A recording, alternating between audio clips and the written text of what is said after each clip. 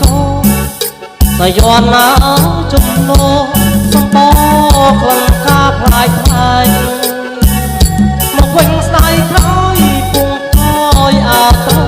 បែកស្វាយរៀងការរិះខ្លាចឲ្យស្រអកមៃស្រអកមៃលំស្វាយស្ដាយក្លិនសុបិនឃើញសងអូនសាយបងគុណណាយមិនណាយឆោមឆាយហាំងមៀតវិស័យស្រអែមកែវកើញទៅសើចញើចនឹងសំក្រៃកាន់ទូរស័ព្ទដៃនិយាយទាំងព្រឹងអត់ទេទៅចងអត់ទេទៅច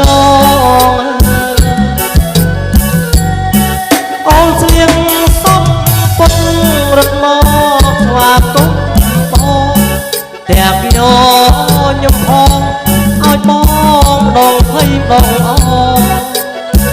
ស្រីខ្មែរសុខសាន្តស្អាតស្អាតមិនខ្មៅមិនស